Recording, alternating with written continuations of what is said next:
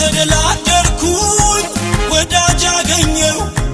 እፎይ የሚያስብል የሚመች ነው ጊዜ አይቶ አይርቅም ሁልጊዜ ያው ነው ስጋት አይገባኝ ልቤ ሙሉ ነው እፎይ ብያለሁ እፎይ እፎይ እፎይ እፎይ እፎይ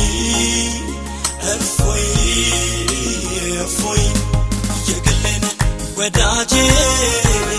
ወዳጄ ወዳጄ የራሴን ወዳጄ ወዳጄ ወዳጄ ወዳጅ የሚሏቸው አንድ ቀን ሲለዩ የቅርብ ያልኳቸው ካንተ ሲስተያዩ